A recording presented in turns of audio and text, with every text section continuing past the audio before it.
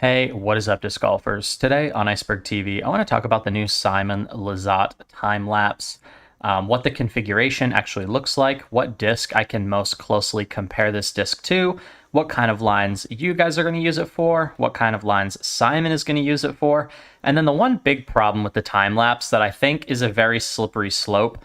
And I hope they actually make a change to this. I'm sure they won't. But I think in the future, I think they have one big problem, and I feel like it needs to stop right here. So this is MVP's breakdown of the time lapse. It's the first 12 speed featuring gyro overmold technology, and it's also the first Simon line disc designed by Simon to feature the best of what a 12 speed can offer. There's enough glide and turn to generate some truly massive flights, but also has the right amount of fade to make these flights predictable and controllable. When it comes to hand feel, the 22 mm rim width represents the perfect middle ground between speed and maximum comfort, while the gentle dome makes the time lapse feel amazing for backhand drives and adds some glide at the same time. High power players will find the time lapse to be controllable max distance crusher while allowing you to create Simon lines of your own.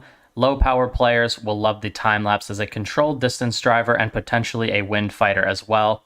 Considering the weight, the first 12 speed from MVP absolutely had to be perfect. Thanks to Simon at 12.5 minus 1.3, we truly think it is.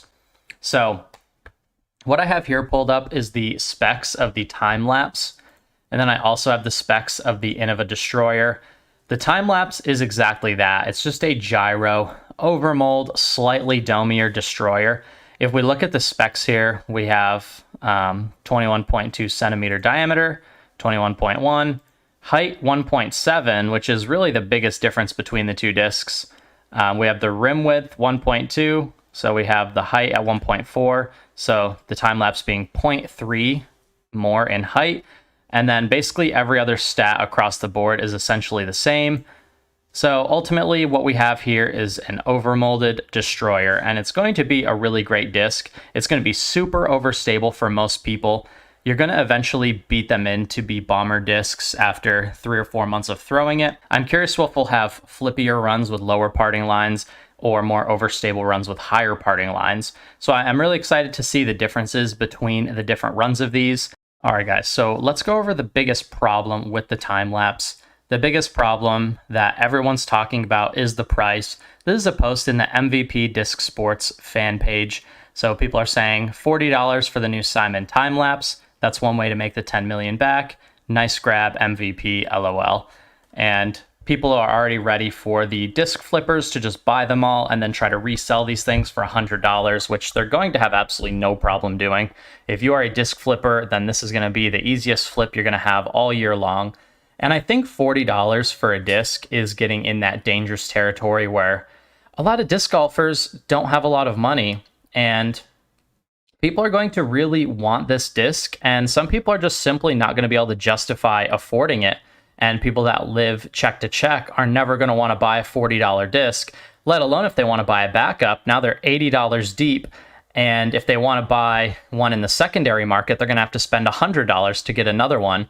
So we're talking about a really expensive disc. And I know Simon is a big name player, and I know they have to pay him his salary. They're paying him a huge amount of money.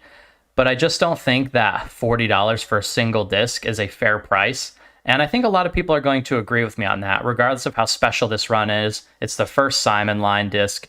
They know they can get away with charging basically whatever they want. They're really pushing the boundaries because I think $40 for one disc is starting to get in that ridiculous range.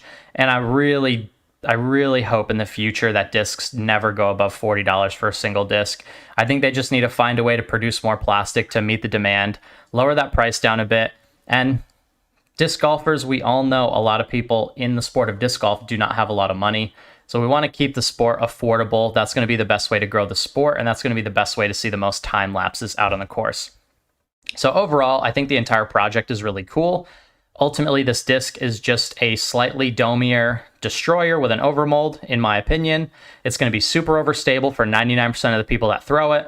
And for top-level arm speed players and touring pros, it's going to be a good, stable, overstable driver.